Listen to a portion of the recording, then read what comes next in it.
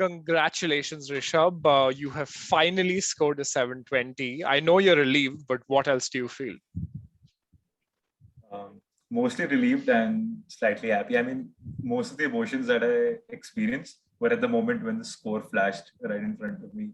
As soon as I pressed the next button, the AWS section, and you have those 3 to 4 seconds of like anticipation and just fretting what's going to happen.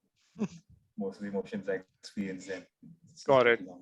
You've had a very interesting journey, and I want you to kind of really come out and talk about it. So, the first part of the journey was your journey till a 680, where you scored a Q50 and a V32. And the last 10, 15 days was part of the LMT program as well. So take me through your journey before LMT and what happened between LMT to your 680 as well. So before LMT, I was well aware of the entire structure of how e-GMAT expects a student to complete the courses, where in the courses you have your concept files, application files, and practice files. In the concept files, you have pre-quiz and post-quiz. And once you're done with all those all the files together, then you go towards the cementing stage where you have 3 medium and 3 hard quizzes. So I was well aware of the process and I followed all of that to the heart.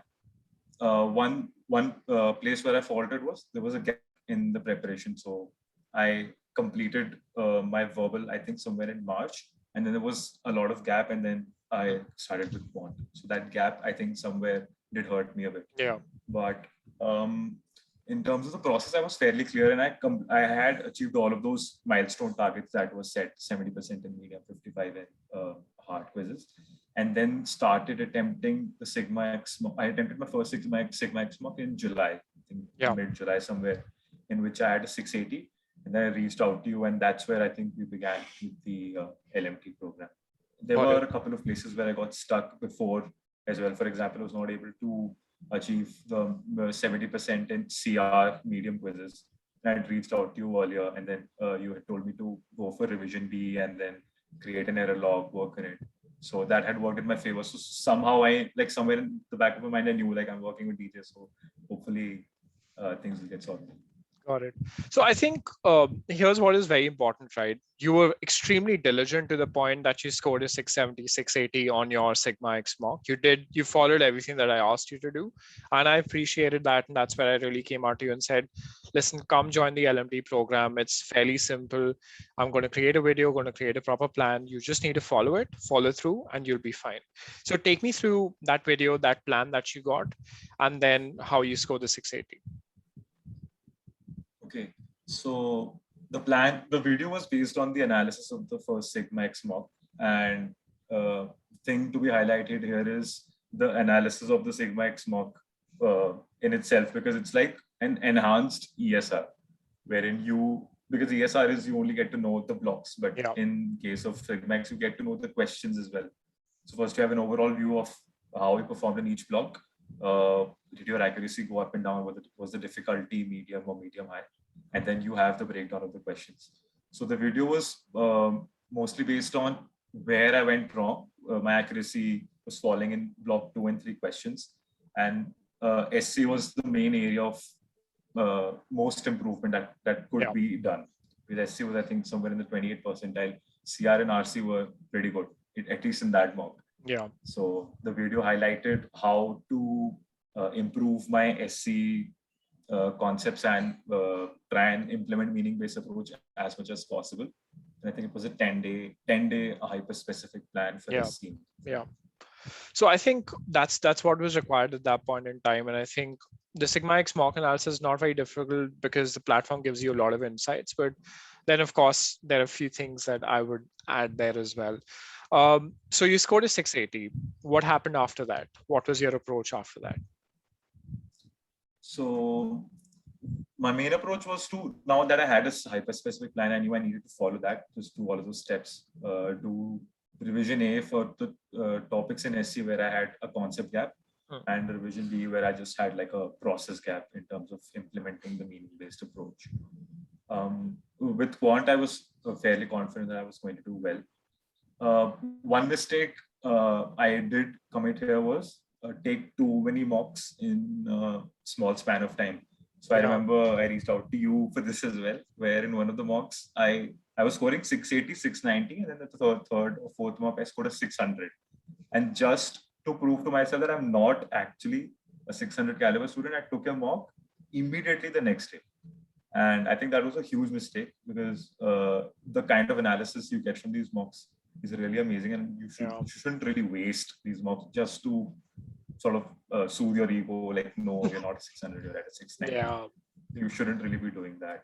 Because you're already scoring well, right? I mean, you scored a 680, 690. We had affirmed that you are of that ability. So why feel that, that I'm not good enough, that kind of thing. So you scored a 680 and then of course we had to figure out what happened in verbal. How did we go about doing that?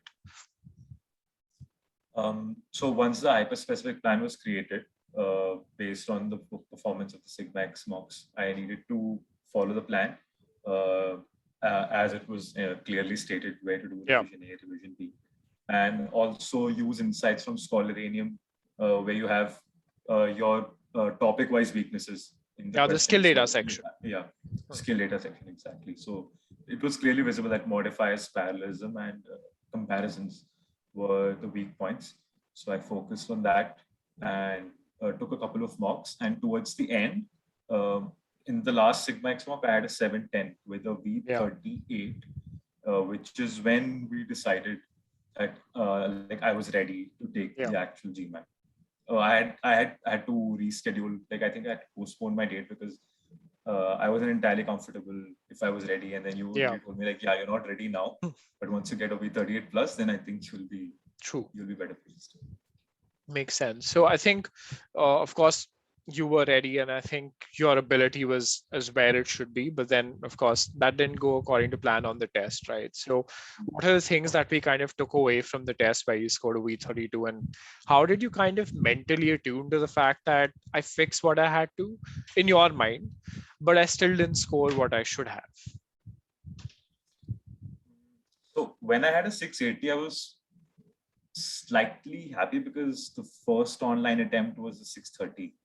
So I knew that with e-GMAT, my conceptual clarity was there. So from a V28 to a V32, I knew how to, the approach of attempting a CR question was way different with the entire new concept of pre-thinking here, not looking at the answer choices until unless you've entirely extracted all information from the argument. So I knew all of that was there. But I was also aware of the fact that I was losing focus in the verbal section. So once I get to block 2 and 3 questions, I could like feel my concentration slipping away, and that's where you start focusing on the wrong parts of the question. Like you know what you have to do in an SC question: read the question and infer the meaning. But you just read the question and then you go to the options and you just try to figure out an error which is there. So that's the problem which I was really facing, that I figured out. So I knew I had to fix that in my next retake. And I knew I wanted to retake the exam because I wanted to score more than 700. Got it. So I think your retake was marred with, of course, the fact that you got hurt and, you were not able to study as well as you could have, essentially. And then you gave your retake attempt basis what we figured out, and you scored a 610. How did you feel at that point? Because that would have been really disheartening for you because. Yeah. So the way I was attempting the test was quant, verbal, IR, and AWA. So until I when I finished quant, I knew I was feeling that I did quant better than before because I had not guessed any question and I had solved all of them. So I thought I might get a 51, and today is my lucky day. So verbal will go really good as well. Yeah. And the first 10 questions of the verbal section were fine. And then I realized I was slipping into that same zone of losing my concentration and focus. And I had, I think, 2 RCs in the second block. And I distinctly remember not understanding a word of the second RC. So I read the passage. It took about a minute and a half. And I couldn't understand what the passage was saying. And I could also see the time ticking away. Yeah. Because in my mind, I had that idea of doing the first 10 questions in 18 minutes and the next one in 18 minutes. Try to complete the first half by 35 minutes. And I knew that wasn't happening. I was not able to understand the RC. So all of that really got inside my head. And I think that completely ruined the attempt. However, I did not feel it was that bad an attempt that I got a V25. So once I saw V25, that really shook my confidence. In terms of even like in general, like, do I know English? Like, what is happening with me? I don't know. Maybe GMAT's not meant for me. I should have been happy with the 680. All of these thoughts just. These are precisely the thoughts that come into students' minds, and what you're saying right now is so very relatable that, you know, a lot of people don't persevere, and then you could have given up at that 610 point that, you know, listen, I've given all that I had to, I can't do more, and, you know, thank you so much, but no thank you. But I think at that point it took a lot of courage to order the ESR, because you would have felt that, why am I spending $30 here? How does it make sense? Why is he even asking for my ESR again? Same thing over and over and over. But you did, and I analyzed it. And what did you figure out from my analysis of your ESR? So the analysis was really accurate. That the reason why you scored a V25, like, this is what you told me, the reason you scored a V25 was your accuracy fell in block 2 and block 3 drastically. It was 88% in the first block, and it fell to 43% in the second block, and then 53 in the third. And then it didn't really matter because the damage was done by the third block. True. And then these were like the exact bullet questions you asked. Like, this was how the email was structured. Like, what happened and why did the accuracy fall? What do you think is the issue here? And that really, like, that pushed me to think, what did happen? Maybe, like, I know the center was different and all that. So it may have impacted my accuracy a little bit. But the main reason, you can't mask that by just saying the center was not good. So that really pushed me to think what was wrong. And this is also where I really embraced the strategic review part, wherein I knew what I was doing earlier was just figuring out what the error code was, match the description. In fact, in my Excel, if you even look it up now, it's just a VLOOKUP. So like, I just applied a VLOOKUP with the error code. But now what I was doing was I was trying to figure out what the error was and didn't really pay attention to what the error code is. So once I knew, like, okay, this is why I'm committing an error, that really made it easy for me to sort of reverse engineer the process. Okay, the reason you committed an error here is because this happened, because you didn't understand the meaning. And then it became easier for me to implement that in my revision and later processes. Got it. Now, you know, now that you said this, I remember the email I sent to you, and you know, it's such a silly thing that someone shares their ESR, spent $30 on it, $2,500 or so, and this person comes back and says, I don't think this is your ability. I just think you did something wrong here. I really can't understand it. Data doesn't match up. Please tell me what happened. And I told you to take another quiz as well, just so that I am dead sure that your ability is what it is. And you were okay. So the question was, why is it that sometimes you do okay, whereas sometimes you don't? And now you know the answer for that, right? So what is the answer for that? So I think the main issue was with verbal, I felt I needed a fresh mind. So I could not, attempt a quant section and then move to verbal and hope that everything's going to be really smooth with verbal. Since I needed to put my best foot forward with the section I was weak in, I decided to change the order in which I attempt the section. So I now decided to attempt verbal first, then quant, and then take care of IR and AWA. And this was really a very difficult decision for me, because I felt that this is going to be like my third attempt in GMAT, like real GMAT, and overall my fourth attempt. And by the time you're in your fourth attempt, these aren't the things we should be discussing, like which order should I attempt my exam in. So it was really a huge, I mean, I knew I had to do something different this time, because I knew I couldn't do the same things and then go in the exam expecting a different result. So I changed the order of the sections. That is another different thing. I think there were several challenges here, right? For me and for you. So for me, I think the biggest challenge here was you barely had any questions left in Scholaranium. That's one.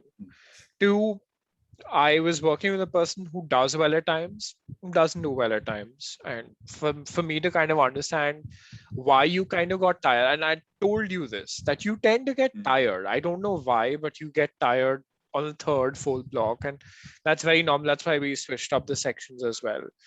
And I think the challenge on your end was this is your 4 GMAT attempt. You've studied everything. Why should I do revision A again? Are you crazy? Like, why are you telling me to do the same thing over and over again? And I don't think you did everything all over again. You did it with very, very specific intent, right? And you're the second student of mine in the last, I think, 5 days who's gotten that RC, SC and RC ability enhancement thing from me, worked on it, and has scored a V37 plus. The other one scored a V41. So in that plan, and this is again a very, very specific kind of plan, and it's to build your ability for someone who's questioning everything in the world, right?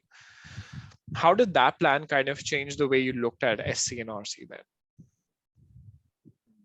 I think it was really impactful for SC because you keep hearing about meaning-based approach in the lessons and in the webinars and any possible place where e-GMAT is associated, you hear meaning-based SC approach. But what that specific plan did was show what is the meaning-based approach. How do you extract the meaning? Because in RC and CR, we're always taught never to paraphrase the information and to paraphrase the argument, because that kind of distorts the view. But in SC, it's okay to paraphrase the sentence as long as the meaning is clear. So there was this concept of probing questions where you question yourself in terms of the sentence, like what is the intent of the sentence? What is, if A is doing some action, what is, who is facing the impact of that action? Once the meaning is clear in that context, then it becomes very easy to eliminate options or to create a sentence structure of your own. So that was a huge takeaway from the SC bootcamp, the modifiers one.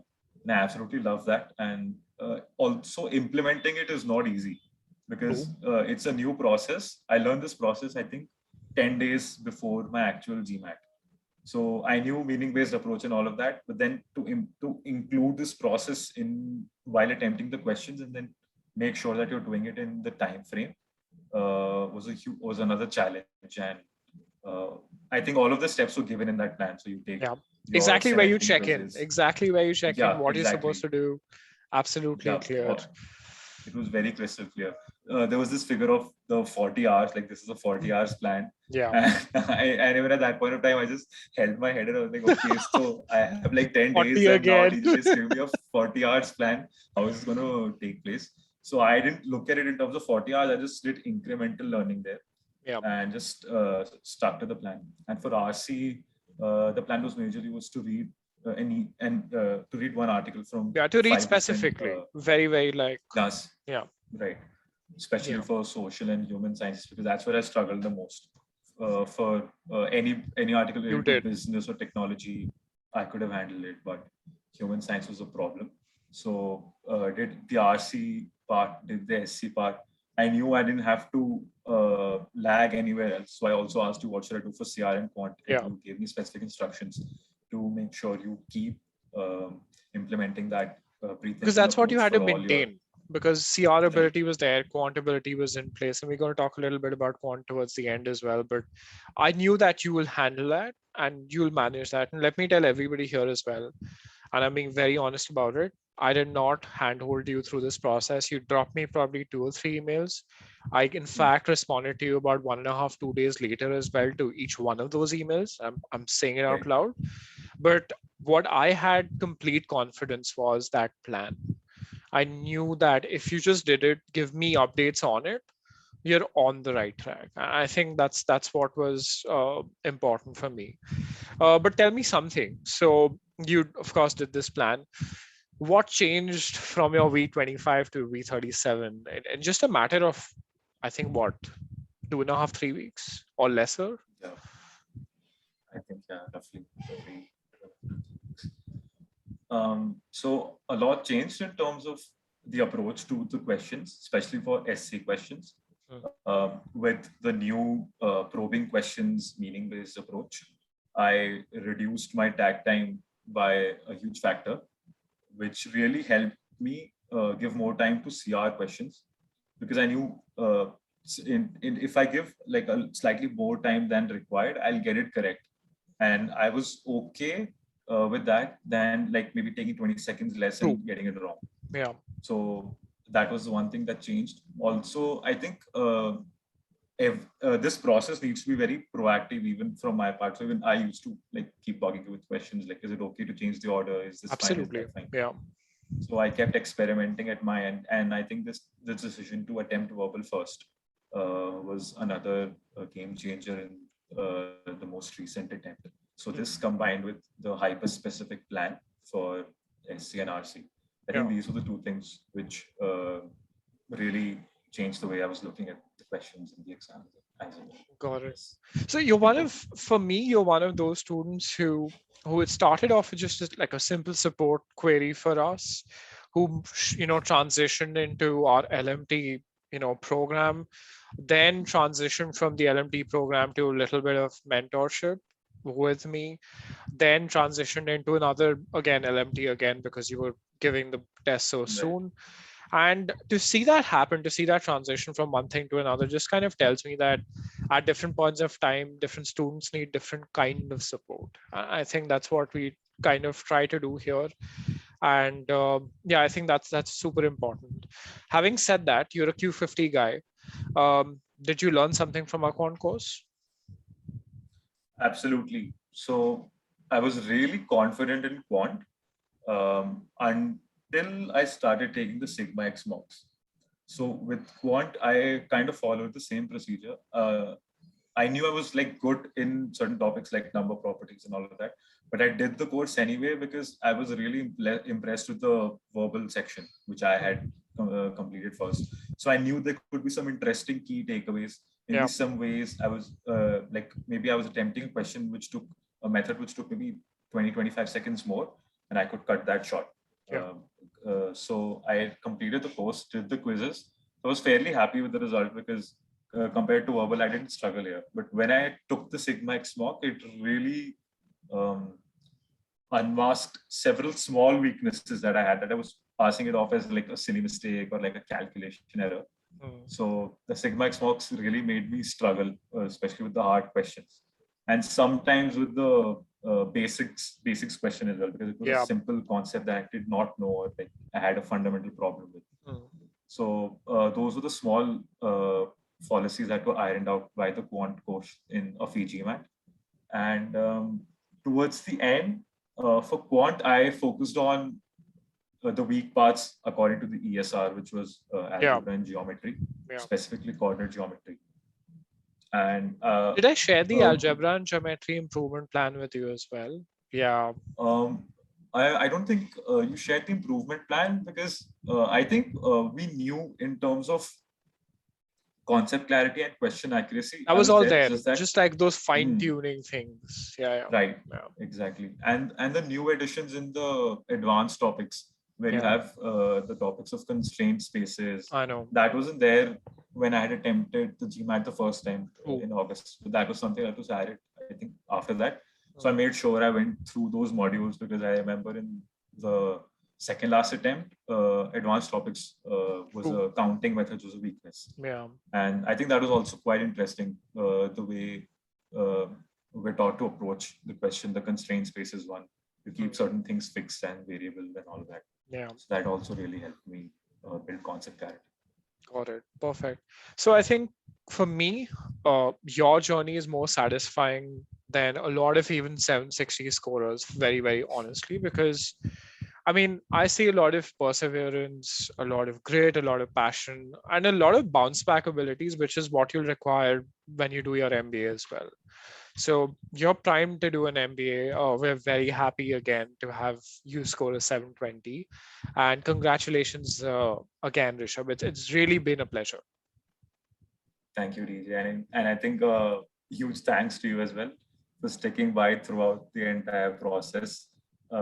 I knew you were facing problems at your end when you were vaccinated and then you didn't feel well, but you still replied to the messages. That was really commendable. I try, and having man. a mentor by my side, yeah. I try. No, Okay, no, this is what my motto in life is. I try. Yeah, So, I think I did the same thing, and it worked for me as well. It really works. Trust me, it works. You just gotta try.